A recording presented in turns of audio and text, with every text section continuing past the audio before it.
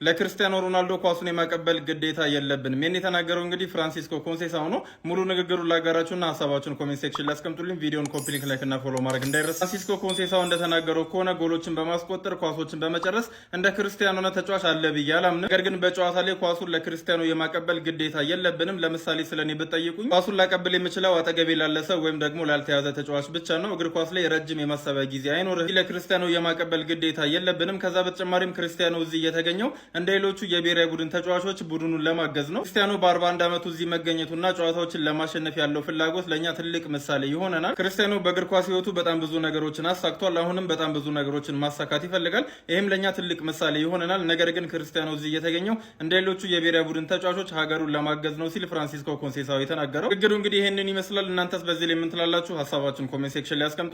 እኔ የምለው ፋሚሊ ፖርቹጋል ቤት ግን ለሮናልዶ ያላቸው ጥላቻ ከምን የመጣ ነው? ምን አረገ? ያለውን ነገር በሰጠ የሌላትን ዋንጫ ባመጣ ጩጩቹስ ምን ሆኖ ነው? ምንድነው? እኔ መልበሻ ክፍል ውስጥ አሁን ስለ ሮናልዶ እንደዚህ ተናግረው ከዛ ትሬኒንግ አብረው ሲሰሩ እንዴት ነው ሊሰማቸው የሚችለው? ሮናልዶ 41 ዓመቱ ነው።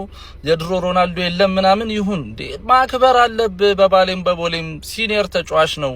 እሱም ቤንች ለማድረግ የማይደረግ ጥረት የለም። ባለፈው ጆዋን ኔቬዝ አሁን ኮንሴሳኦ ደገመው እንዴ። ከኮንሴሳኦ በ41 ዓመቱ ሮናልዶ እኮ ይሻላል። እንዴት ነው እንደዚህ እያወሩ ያሉት? ሲኒየር ተጫዋቾች ሮናልዶ ራሱን ፕሮቴክት ባያደርግ ሲኒየር ተጫዋቾች ለምንድነው ሮናልዶን ፕሮቴክት የማያደርጉት እንዴ?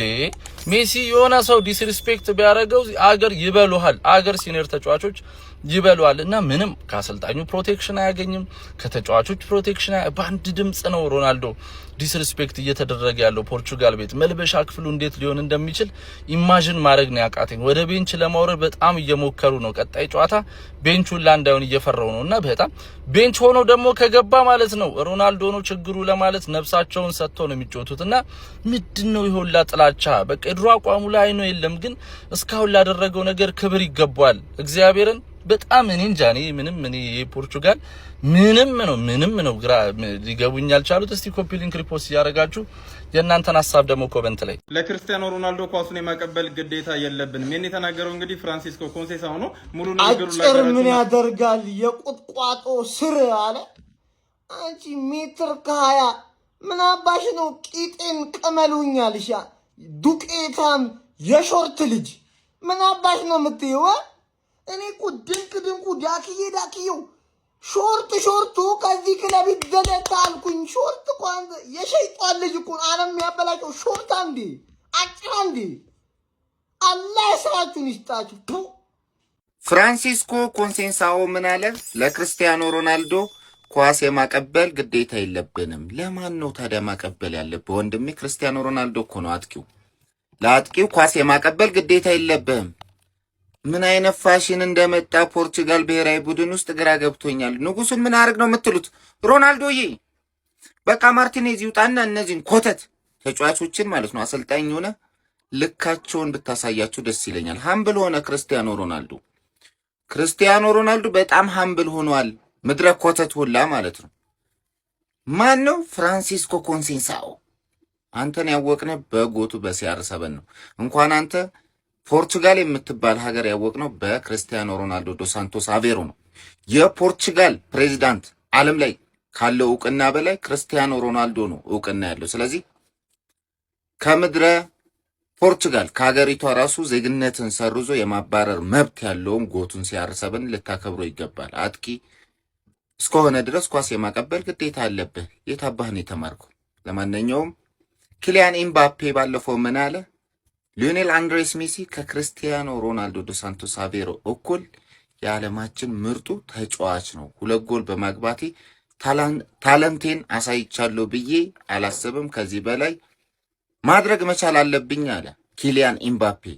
ቀጣይ ንጉስ እንዴት እንደሚያከብራቸው እያየህ ነው። አንተ ግን የቡድን አጋር ሆነ ገና ለገና 2 ኳስ ባለፈው አቀበልኩትና ጎት ነኝ ልትለን ነው።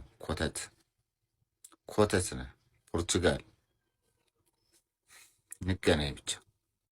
እሺ ጋይስ ይሄን ቪዲዮ በደንብ ኮፒ ሊንክ አድርጉ። በተለይ ደግሞ የሮናልዶ ደጋፊዎች ሆናችሁ ያው ሪፖርት የሚያደርግ ሰው ስለማይጠፋ ሪፖርት እየተደረገብኝም እንደሆነ እየተነገረኝ ስለሆነ በደንብ ኮፒ ሊንኩ ይረገጥ ጋይስ።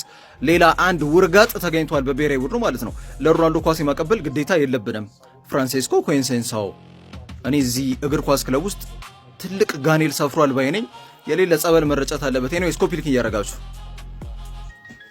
እኔ እኮ ፖርቹጋል ብሔራዊ ቡድን ውስጥ ምንድነው የገባው ነው እኔ እኮ ግራ እየገባኝ ያለው ነገር ነው ጋይስ።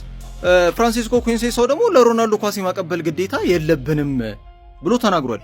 ሌላ ውርጋጥ ሌላ ወጣት ተገኝቷል ማለት ነው የፖርቹጋል ብሔራዊ ቡድን ውስጥ። እኔ እኮ ነግሬያችኋለሁ የሆነ ትልቅ የሆነ ችግር አለ እዛ ብሔራዊ ቡድን ውስጥ ተነቅሎ መውጣት ያለበት አረም አለ። ሮናልዶን እያከበሩት አይደለም ስንል በምክንያት ነው።